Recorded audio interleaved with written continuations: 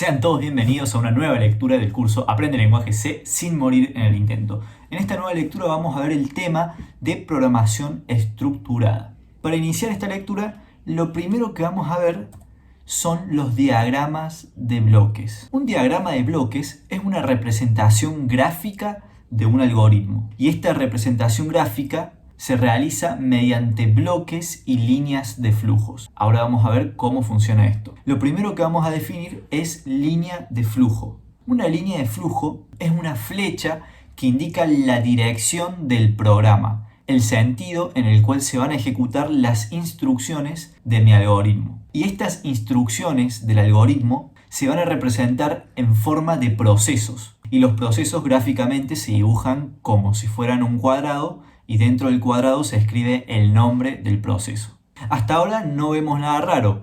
Ya hemos hablado de que los algoritmos son una secuencia ordenada finita de procesos y ahora dijimos que las líneas de flujos nos van a decir en qué sentido se van a ejecutar esos procesos.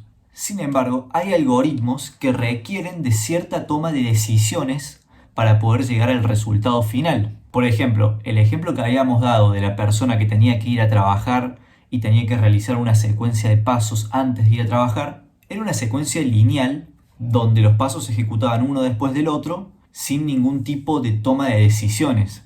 Es decir, la ejecución de los pasos no dependía de absolutamente nada. Pero supongamos que esta persona los lunes tiene una reunión ejecutiva y para esa reunión ejecutiva la persona tiene que ir vestida de una manera diferente, tiene que ir vestida de una manera más formal. Por lo tanto, esa persona va a elegir su vestimenta dependiendo qué día de la semana es. Si estamos en el día lunes, la persona se va a vestir elegante o más formal. Y si estamos un día cualquiera que no es lunes, la persona se va a vestir más informal porque no tiene ninguna reunión ejecutiva ni nada por el estilo. Es un día de trabajo común y corriente. Por lo tanto, el algoritmo que la persona tiene que ejecutar antes de ir a trabajar, ahora se va a ramificar, porque su vestimenta depende del día, está condicionada. Y estas condiciones se representan gráficamente en un diagrama de flujos utilizando esta forma que vemos a continuación, que es un rombo. Y de este rombo van a salir dos líneas de flujos que van a representar los distintos procesos que la persona va a ejecutar dependiendo la decisión o dependiendo la condición que hay dentro de este rombo. Ya vamos a ver más adelante cómo funciona exactamente. Y el último elemento que vamos a ver del diagrama de bloques es el conector. El conector únicamente se utiliza para unir o converger las líneas de flujo de una manera elegante. Pero no es mucho más que eso, es simplemente una convención. Y no se preocupen, más adelante vamos a ver algunos ejemplos de diagramas de flujos para que les quede mucho más claro cómo se utilizan. Lo siguiente que vamos a ver es el teorema de Bohm y Jacopini. ¿Qué es lo que dice este teorema? Básicamente dice que cualquier problema en la programación se puede resolver utilizando un algoritmo compuesto por tres estructuras básicas. Y estas estructuras son la estructura secuencial, la estructura condicional y la estructura repetitiva. Con estructura secuencial nos referimos a una secuencia de procesos y con estructura condicional nos referimos a una toma de decisión y ramificación del código. Y con estructura repetitiva nos referimos a una serie de procesos que se van a repetir un número determinado o indeterminado de veces. Y ahora vamos a ver cómo se representan estas tres estructuras básicas utilizando diagramas de flujos. Bien, la primera estructura que vamos a ver es la estructura secuencial. Vemos que acá tenemos dos procesos representados con dos rectángulos y estos procesos tienen de nombre el proceso A y el proceso B. Y además vemos que estos procesos se unen a través de líneas de flujo y vemos que la flecha de la línea de flujo apunta hacia abajo. Por lo tanto, el orden de ejecución de los procesos va a ser de la siguiente manera. Primero se va a ejecutar el proceso A, luego se va a ejecutar el proceso B y luego de ejecutarse el proceso B, la línea de flujo continúa hacia abajo y va a ejecutar algún otro proceso que siga más abajo, que no está especificado en este caso. Y por ejemplo, podríamos ejemplificar la estructura secuencial con el caso del algoritmo de un robot. Supongamos que nosotros queremos indicarle una secuencia de movimientos al robot.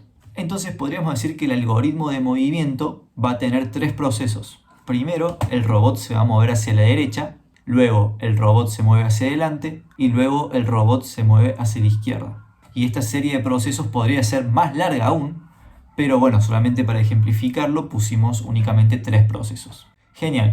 La siguiente estructura que vamos a ver es la estructura condicional, y acá es donde se pone un poco más interesante la cosa. Fíjense que tenemos un rombo, y si recordamos, el rombo significa que hay una toma de decisión en nuestro código, que hay una condición, y dependiendo si esa condición es verdadera o falsa, nuestro código se va a ramificar en la ejecución de dos procesos. Acá vemos que hay dos líneas de flujo.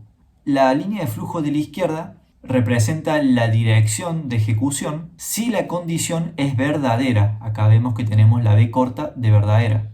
Y la línea de flujo de la derecha representa el flujo de código si la condición es falsa. Entonces, dependiendo de esa condición se ejecutan el proceso B o se va a ejecutar el proceso A.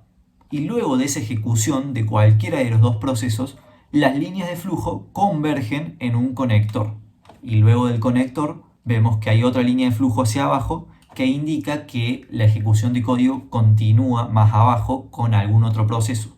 Entonces, en el ejemplo que habíamos dado antes de la persona que tenía que irse a trabajar y que los días lunes tenía que ir vestido de una manera más formal porque tenía una reunión ejecutiva, podríamos decir que la condición dentro del algoritmo que realiza esa persona va a ser preguntarse si el día de hoy es lunes. Entonces, si el día de hoy es lunes, va a ejecutar el proceso B. Y el proceso B sería el de vestirse formalmente. Y si el día de hoy no es lunes, significa que no tiene por qué vestirse formalmente. Por lo tanto, va a ejecutar el proceso A, que va a representar el vestirse de una manera más informal. Y acá tenemos otro ejemplo. Supongamos que somos un alumno que realizó un examen y de acuerdo a nuestra nota vamos a tener que volver a estudiar para ese examen o vamos a descansar. Podríamos decir que si la nota mínima para aprobar es 6, el proceso que vamos a realizar, es decir, estudiar o descansar, va a depender de si nuestra nota es mayor a 6 o no. Entonces, si nuestra nota es mayor a 6, vamos a ejecutar el proceso verdadero, que es descansar. Y si nuestra nota no es mayor a 6, vamos a ejecutar el proceso de estudiar. Y luego tenemos nuevamente un conector para unir las líneas de flujo. Y la última estructura que vamos a ver es la estructura repetitiva, que esta sí es un poco más compleja, pero si la vemos con un diagrama de flujos es un poco más sencillo comprenderla. Entonces, lo primero que vemos es un conector, y este conector tiene dos entradas de flujo y tiene una salida de flujo. Por lo tanto, si nuestra dirección de ejecución inicia por aquí, vamos a continuar por abajo y vamos a ejecutar el proceso A, que puede ser cualquier cosa. Y luego de ejecutar el proceso A, vamos a tener una condición. Y dependiendo del valor de esta condición, si es verdadera o falsa, vamos a ramificar nuevamente el código. Si la condición es verdadera, vemos que nuestro código vuelve hacia arriba y vuelve hacia el conector. Y luego de entrar en el conector, va a volver a ejecutar el proceso A. Y luego de ejecutar el proceso A, va a preguntarse nuevamente si la condición es verdadera o falsa. Y si la condición continúa siendo verdadera, va a volver a repetirse el ciclo y el proceso A se va a volver a repetir. Y eso es una estructura repetitiva. Y claramente se ve que si la condición es falsa, la estructura repetitiva llega a su fin, ya que la línea de flujo continúa hacia abajo y va a realizar la ejecución de algún otro proceso que esté más abajo. Y acá vamos a ver un ejemplo básico de lo que es una estructura repetitiva. Supongamos que estamos jugando un juego de mesa y quedamos atrapados en una casilla, y para salir de esa casilla necesitamos tirar el dado y sacar el número 6 en el dado. Por lo tanto, el algoritmo para salir de la casilla va a ser el de tirar el dado hasta obtener el número 6. Y cuando obtengamos el número 6, ahí por fin podríamos escapar de la casilla. Entonces vemos que el diagrama de flujo lo que nos dice es que lo primero que tenemos que hacer es tirar el dado. Y luego preguntarnos si el dado tiene o no el valor 6. Vemos que la pregunta es: ¿el dado es diferente que 6? Si el dado es verdadero que es diferente que 6, vamos a volver a ejecutar el proceso de tirar dado. Y si es falso que el dado es diferente que 6, lo cual quiere decir que el dado efectivamente tiene el valor 6, vamos a ir por la línea de flujo falsa, lo cual nos hace escapar de la estructura repetitiva y ejecutar algún otro proceso más abajo. Una vez dicho esto, ahora vamos a presentar dos ejemplos de algoritmos donde mezclamos estas tres estructuras básicas. El primer ejemplo que vamos a ver es el de la receta de una torta. Observamos que tenemos un algoritmo con un inicio y si vamos hacia abajo tenemos un final, por lo tanto es una secuencia finita. Y el primer proceso de nuestra secuencia vemos que es la de echar 200 gramos de harina. Y luego de echar 200 gramos de harina seguimos las líneas de flujo hacia abajo y nos encontramos con esto, que si recordamos es una estructura repetitiva. ¿Y qué es lo que nos dice esta estructura? Nos está diciendo que tenemos que echar huevos a la harina mientras la cantidad de huevos sea menor a 3. Si la cantidad de huevos echados es menor a 3, vamos a ir por la línea de flujo verdadera y vamos a volver a echar un huevo. Y luego de echar ese huevo nos vamos a volver a preguntar si la cantidad de huevos echados es menor a 3. Y cuando lleguemos a 3 huevos echados, la condición o la pregunta va a ser falsa y vamos a escapar de la estructura repetitiva. Y vemos que más abajo tenemos nuevamente una condición, pero esta condición forma parte de una estructura condicional de toma de decisiones. Y la pregunta que nos tenemos que hacer es si estamos a dieta. Si efectivamente es verdadero que estamos a dieta, vamos a ir por la línea de flujo verdadera y dice que tenemos que endulzar con stevia. Y si no estamos a dieta, es decir que la pregunta es falsa, vamos a ir por la línea de flujo falsa y vamos a endulzar con azúcar. Y luego de realizar esta toma de decisiones, llegamos al final de nuestro algoritmo. Y ahora vamos a ver otro ejemplo para que quede aún más claro. En este ejemplo vemos que tenemos la rutina de un atleta. Esta rutina también tiene un inicio y tiene un final. Por lo tanto, también es una secuencia finita. ¿Y qué es lo que nos dice esta secuencia? Bueno, lo primero que encontramos es una estructura repetitiva. ¿Y qué nos dice esta estructura? Nos dice que tenemos que correr una vuelta al campo mientras las vueltas al campo sean menor que 3. Si las vueltas que hemos realizado son menores a 3, vamos a ir por la línea de flujo verdadera y vamos a volver a ejecutar el proceso de correr una vuelta al campo.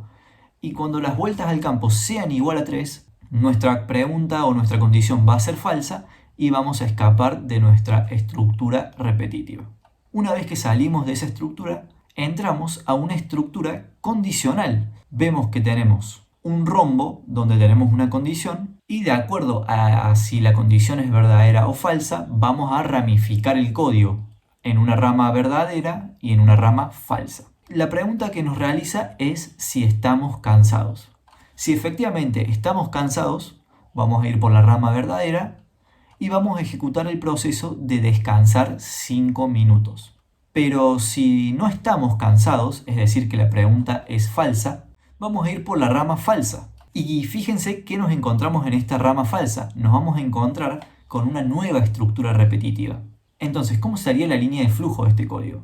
Bueno, ejecutamos el proceso de hacer una sentadilla y nos preguntamos, ¿la cantidad de sentadillas es igual a 10? Si efectivamente la cantidad de sentadillas es 10, nos vamos por la línea de flujo verdadera y llegamos al final de nuestra rutina.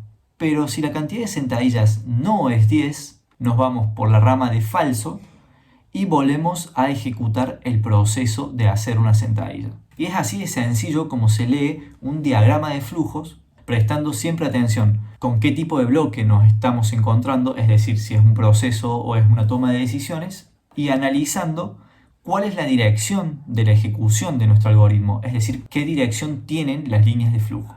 Así que esto es todo lo que vamos a ver en esta lectura. Espero que haya quedado claro cómo funcionan estos diagramas, que son bastante útiles al momento de diseñar un algoritmo para resolver un problema complejo. Y sin más que decir, nos vemos en el siguiente video. Adiós.